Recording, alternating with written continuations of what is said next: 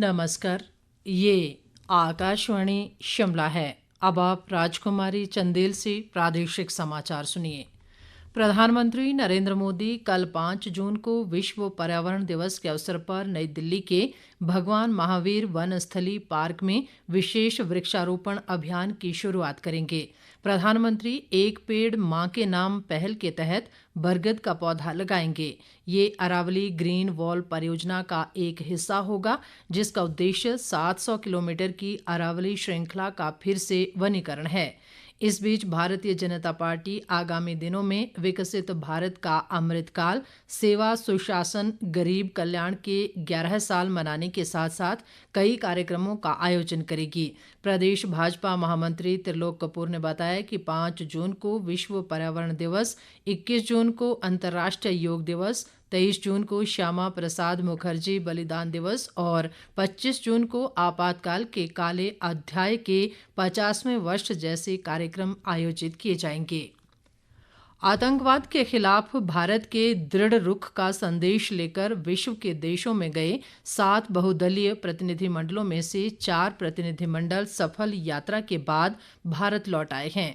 इस दौरान इन प्रतिनिधिमंडलों ने विदेशी नेताओं, वरिष्ठ अधिकारियों, प्रभावशाली थिंक टैंक, मीडिया और प्रवासी भारतीयों से बातचीत की। शिवसेना सांसद श्रीकांत शिंदे के नेतृत्व में सर्वदलीय प्रतिनिधिमंडल संयुक्त अरब अमीरात, Liberia, democratic Republic of Congo गणराज्य और सिएरा लियोन का दौरा करने के बाद आज सुबह भारत लौटा।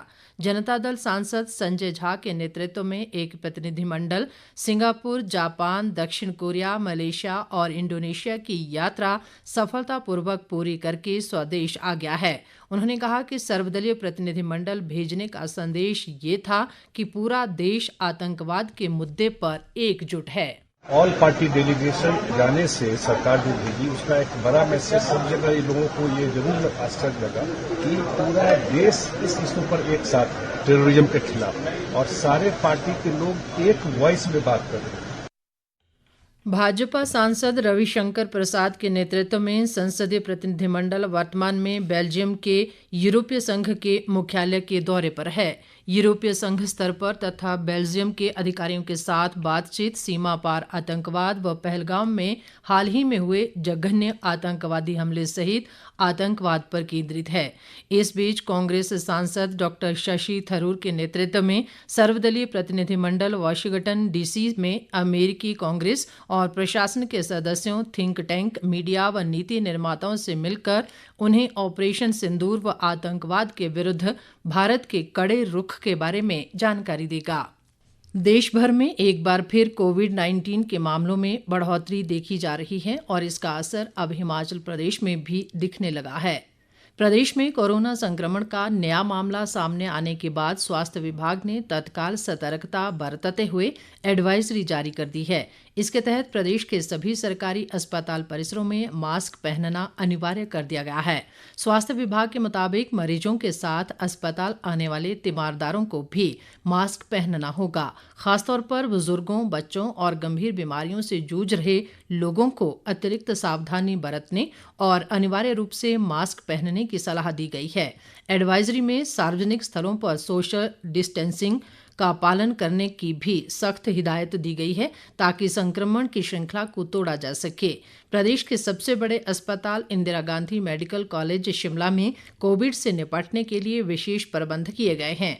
अस्पताल में 150 ऑक्सीजन युक्त बेड वाले मेकशिफ्ट कोविड यार्ड को तैयार किया गया है। अस्पताल में पर्याप्त मात्रा में कोविड टेस्टिंग किट, आवश्यक दवाएं और चिकित्सकों की टीम 24 घंटे मौजूद है।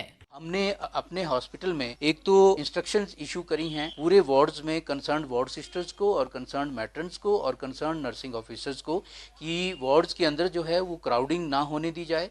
सिक्योरिटी को भी हमने अलर्ट किया है, क्राउडिंग को अवॉइड किया जाए और वार्ड के अंदर एक पेशेंट के साथ एक ही अटेंडेंट रहेगा, वो भी विद मास्क और अपना जो अटेंडेंट पास है उसको गले में डाल के रखेगा। और एक हमारा जो एक रेगुलर जो माइकिंग हो रही है गेट के पास, जहाँ से जो है पब्लिक को एडवाइस किया जा रहा है कि इन view of new upsurge in Covid cases public जो है वो अननेसेसरी क्राउडिंग हॉस्पिटल में ना करे। हमारे पास जो है 150 बेड विद ऑक्सीजन जो अभी हमारे टोटल जो है वो इंक्लूडिंग आवर न्यू ट्रॉमा, और ई ब्लॉक में जो है हमारे पास 110 बेड्स हैं, और एक हमारे पास मेक शिफ्ट जो हमने प्रीवियस वेव ऑफ कोविड में बनाया था वो हमारे पास एज इट इज है।